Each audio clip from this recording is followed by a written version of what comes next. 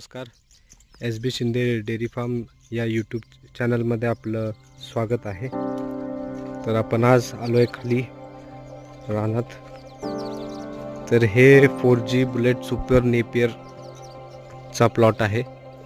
हा 1 एकरचा प्लॉट आहे, म्हणजे 2 ह्याच्यामध्ये डिवायडेड आहे. मध्ये तिथं खाली एक बांध पण आहे. तर ह्याची फर्स्ट कटिंग झालेली आहे. आता ह्याच्यामधलं जे गवत आहे, हे जे काही हे काँग्रेस असेल किंवा अजून काही वेगळं म्हणजे चगळ असेल, तर आता ह्याला काढण्यासाठी ह्याला फोडून घ्यायचं आहे. म्हणजे आता आपण एकाडेक सरीमध्ये हे डोळे लावले होते गवताचे, आणि साधारण 2 फुटाची सरी आहे. तर ही मधली जी सरी आहे तर ती रिकामीच आहे, आणि या साईडला गवत आहे आणि या पण साईडला गवत आहे. ही 2 फुटाची सरी आहे. म्हणजे ह्या गवतांमधला जो गवतांच्या बेटांमधला जो अंतर आहे तो साधारण 4 फुटाच्या आसपास आहे. पण नवीन कोंब फुटल्याच्या कारणाने तो डिस्टन्स पण आता थोडासा कमी झालेला आहे. त्याच्यामुळे ह्याच्यामध्ये ट्रॅक्टर बसत नव्हता, म्हणून आम्ही मग आता ह्याच्यामध्ये बळी घालायचं ठरवलेलं आहे. आणि आता बैल आणि ते सगळं त्यांचं ते साहित्य ते येत आहेत. तर आपण आता ह्या पूर्ण प्लॉटला फोडून घेणार आहोत. म्हणजे हे मधलं जे काही हे असलं सगळं जे काही काँग्रेस आहे किंवा बाकीचं गवत जे आहे ते मोकळं होईल, जेणेकरून जेव्हा आपण ह्याला पाणी देऊ तर पाणी इझिली कडेपर्यंत जाईल लास्टपर्यंत. आता सध्या आम्ही ह्याला असं दंडानेच पाणी देतोय. आता 1-2 महिन्यामध्ये ह्याला ड्रिप करायचं आहे. तर तुम्ही वाढ बघू शकता, एकदम चांगला असं ह्याला फुटवे आलेले आहेत. म्हणजे भरपूर फुटवे आलेले आहेत ह्याला. आणि साधारण आता ह्याची कटिंग होऊन महिनाभर झाला असेल, 1 ते 1.5 महिना झाला असेल. तर ह्याची हाईटसुद्धा चांगली आहे. आता साधारण बघितलं तर ॲव्हरेज 4 फुटाच्या वर आहे, आणि अजून ह्याची ग्रोथ म्हणजे भरपूर होते. तर आता ह्याला फक्त एकदाच ह्याला पाणी दिलेलं आहे. आता धग वाढल्याच्या कारणाने ह्याला पाणी सारखं लागणार आहे. म्हणजे 8-10 दिवसातून तरी एकदा पाणी द्यावंच लागणार आहे. पण ह्याची ग्रोथ अतिशय चांगली आहे. आम्ही 5G नेपियर पण ते लावलं होतं, पण त्याची ग्रोथ आम्हाला एवढी काही भेटली नाही. म्हणजे मी 8-10 डोळे आणले होते, ते पण मला वाटतं 40-45 रुपयाला एक डोळ्याच्या प्रमाणे ते भेटले. पण त्यांची ग्रोथ अशी नाही आहे. ज्याची ग्रोथ म्हणजे ह्याची जशी ग्रोथ आहे तसं अजून तर मला दुसरं कुठलं हे गवताचं सापडलेलं नाही आहे. आणि ऑस्ट्रेलियन रेड नेपियर पण आहे, पण त्याची पण ग्रोथ नाही आणि त्यालासुद्धा थोडीशी कूस आहे. मग त्याच्यामुळं आम्ही मग ह्याचेच 2 प्लॉट लावले. आता खाली 1 एकरचा पट्टा आहे जिथं मका आहे आता सध्या. तर ती मका काढल्याच्या नंतर जून-जुलैमध्ये तिथं पण ह्याचंच बेणं करून तिथं कांड्या लावायच्या आपल्या गवताच्या, जेणेकरून हा अख्खा पॅच जो आहे तो जवळपास 2 एकराचा आहे. तर हे 2 एकर होतं, आणि दुसरे 2 प्लॉट आहेत आपले 10-12 गुंठ्याचे आहेत. तर तिथं सुद्धा आपण गवत लावलेलं आहे. तर बघू शकता गवताची ग्रोथ चांगली आहे. आता हे साधारण माझ्या खांद्याच्या वर आहे, जवळपास 4.5-5 फुटाला हे आलेलं आहे. आणि ही मधली जी सरी आहे त्याच्यामध्ये गवत असल्यामुळं आता आम्ही लास्ट टाइम जेव्हा पाणी दिलं होतं एक 4-5 दिवसाच्या खाली, तर पाणी असं पुढं सरकत नव्हतं व्यवस्थित, कारण हे मध्ये जे आहे ते खूप असं गवत आहे. हे जे असलं गवत आता जर ह्याला आपण इथून बळी घालून जर ह्याला फोडून घेतलं तर ह्या बेटांना पण माती लागते, आणि मग इथून आपण नेक्स्ट टाईमला जेव्हा इथून पाणी देऊ तर दोन्ही बेटांना ते पाणी व्यवस्थित पोचतं. आणि गांडूळ खत पण आहे, ते पण आपण 2-3 महिन्यांनी किंवा पावसाळ्यामध्ये आपण टाकू शकतो.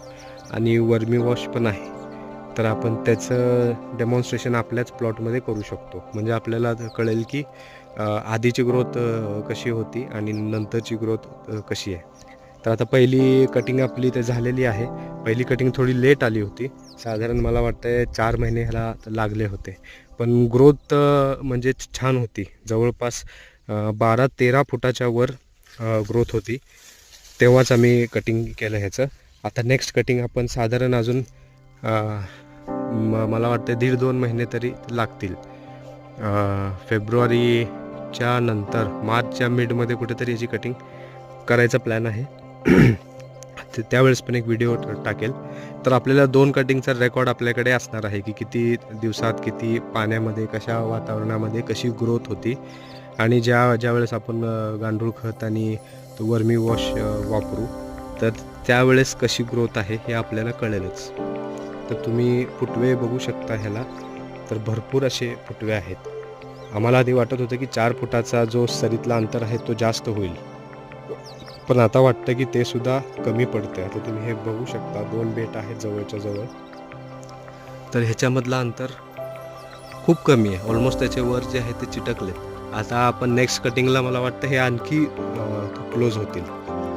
तर जितकं 2 सरींच्यामध्ये आपण अंतर जास्त ठेवू तितकं आउटपुट जास्त येतं. म्हणजे असा एक समज आहे की गवत जेवढं दाट असेल तेवढं आउटपुट येतं, पण ते फक्त एकाच कटिंग पुरतं लिमिटेड आहे.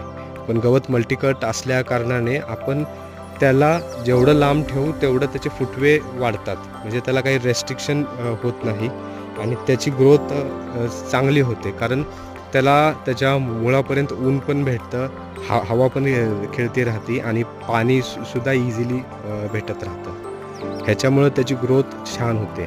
आणि जेवढं जवळजवळ असेल तेवढं त्यांना हे जे काही 3 घटक असतात आपले सांगितलेले आहेत ते कुठं ना कुठं थोड्या प्रमाणात कमी जास्त होत राहतात आणि मग त्यांची ग्रोथ होत नाही आणि मग आपल्याला हवं असं किंवा एक्सपेक्टेड असं आउटपुट मिळत नाही. तर आता नेक्स्ट प्लॉटला आपण जो खाली 1 एकरचा आहे तिथं लावणार आहोत, तर तिथं नक्कीच ह्याच्यापेक्षा आपण आता 1 सरीमध्ये सोडली होती. म्हणजे 1 बेटापासून दुसऱ्या बेटाचं अंतर आहे 4 फूट आता. तर आपण ह्याला अजून एक मध्ये सरी एमटी सोडू शकतो.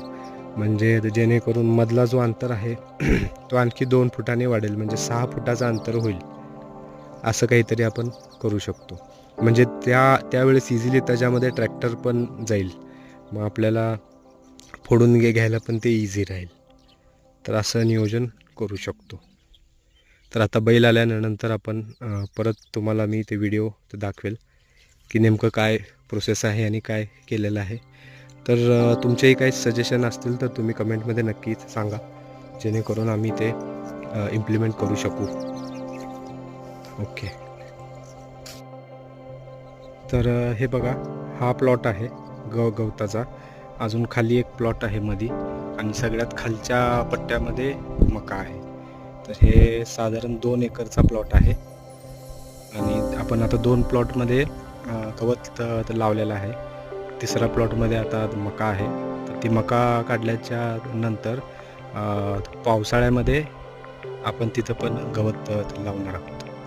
आणि अजून एक प्लॉट आहे आपल्या या साईडला. हे कॅनल आहे एक मध्ये, बघू शकता. आता पाणी सोडलेलं आहे. तर ते जे पलीकडचं जे गवत दिसतं,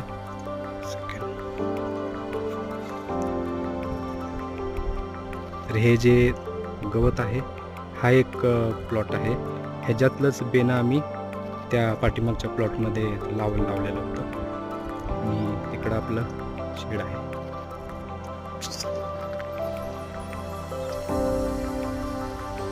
इकडं आपलं शेड आहे.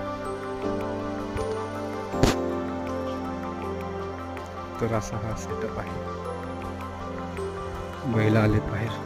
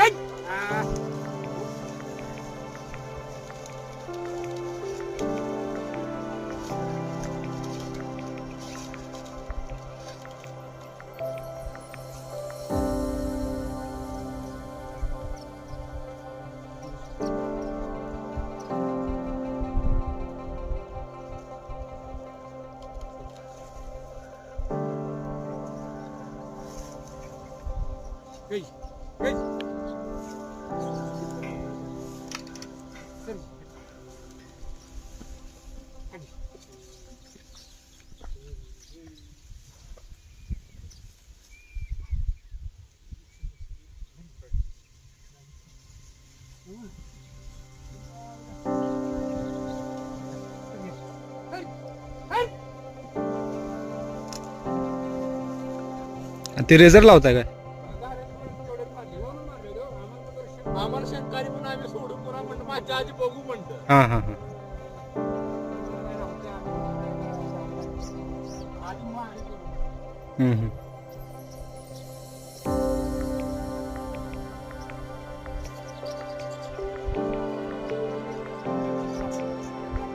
काम चांगलं करायला नाही म्हणून सांग म्हणून आधी तास मारू त्यांना जाऊ.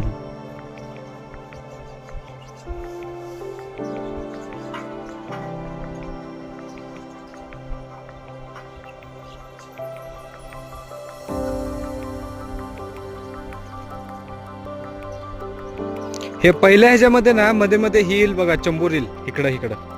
कारण हां पहिले ते रान त्यांच्याकडे होतं, मग ते मोजल्यानंतर ते आपल्यात आलेलं.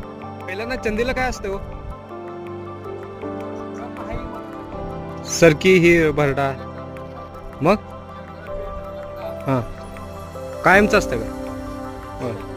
किती किती किलो?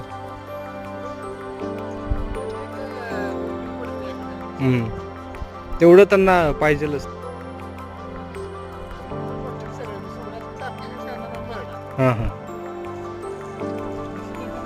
आमच्याकडे बी रेडा आहे एक म्हशीसाठी आणलेला मुर्रा, त्याला बी असंच आहे.